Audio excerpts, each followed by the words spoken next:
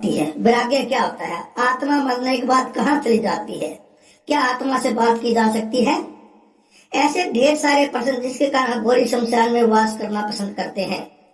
मान्यता है कि शमशान में साधना करना शीघ्र ही फलदायक होता है।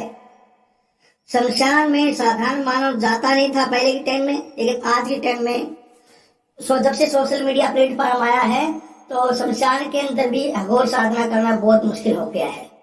यहाँ पर भी कानून प्रशासन लागू हो गए हैं, कैमरे लगा दिए गए हैं, पब्लिक भी जाने लगी है। पहले जैसे पब्लिक मंदिरों में जाती थी ऐसे अब शमशानों के अंदर भी जाने लग गई है।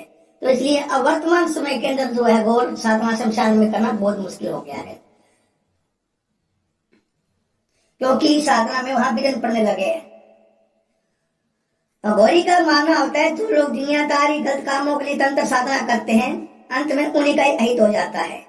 शमशान में तो शिव का वास है, काली का वास है, उनकी शक्ति का वास है। उनकी उपासना हमें मोक्ष की ओर ले जाती है। अघोरी शमशान घाट में 3 प्रकार की साधना करते हैं। मैं पहले ही बता चुका, शमशान साधना, शैव साधना और शिव साधना।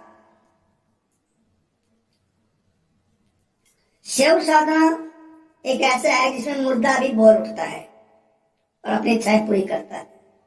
शिव साधना में शैव के ऊपर पैर खड़ा रखकर साधना की जाती है, बैठकर भी की जाती है।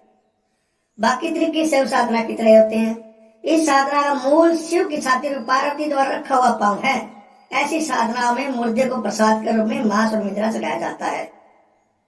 शैव और शिव साधना के अतिरिक्त तीसरी साधना होती है शमशान साधना, जिसमें आम परिवार वालों को भी शामिल किया जा सकता है।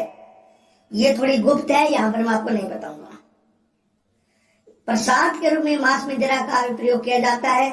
जो नर मांस होता है, जो मुर्दे का जो मांस होता है, उसको महाप्रसाद बोला जाता है। मदिरा को कारण कहा जाता है। अघोरियों के पास भूत प्रेतों से बचने के लिए एक खास मंत्र रहता है। साधना से पहले अघोरी अगरबत्ती धूप आदि लगाकर दीपदान करता है, फिर उस मंत्र को जपते हुए चिता की ओर अपने चारों ओर लकीर खींच देता है, फिर तुतई बजाना शुरू करता है। साधना शुरू हो जाती है। ऐसा करके अघोरी अन्य प्रेत पिशाचों की चिता की आत्मा और खुद को अपनी साधना में डालने से रोकता है। अघोरियों के बारे में मानते हैं कि वे बड़े जिद्दी होते हैं। अगर किसी से कुछ मांगेंगे तो लेकर ही जाएंगे, क्रोधित हो जाएंगे तो अपना तांडव दिखाएंगे या भला बुरा कहकर उसके साथ लेकर चले जाएंगे।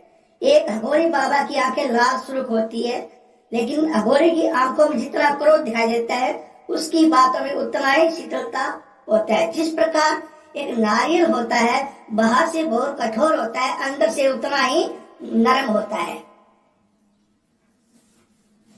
उसी प्रकार अघोर की बाहर की जो वेशभूषा है वो डरावनी है, लेकिन अंदर का जो हृदय है, मन है, वो एक शीतलता नारियल की तरह शीतल है। बिल्कुल। बात करें इनके तीर्थ स्थान की, तो अघोरियों के जो लोग हैं उनके 4 स्थान शमशान साधना करते हैं, बताए गए हैं। इन 4 स्थानों के अलावा शक्तिपीठों, बगलामुखी, काली, भैरव मुख्य स्थानों के पास शमशान में साधना करते हैं। इन स्थानों को छोड़कर अन्य स्थानों पर भी अघोरी साधना करते हैं। यह तो कहना होगा कि किसी अन्य शमशान में साधना नहीं करते तो बल्कि यात्रा प्रवृत्ति द्वारा वे कहाँ विश्राम करने रुकते होंगे या फिर कहाँ होंगे। नहीं, ऐसा नहीं है। शमशान के अंदर अघोरी की साधना होती है, वो पहले करते थे, आज के समय में बहुत कम रह गया, क्योंकि शमशान के अंदर की भी आज जो है गुप्ता उचित नहीं रही है।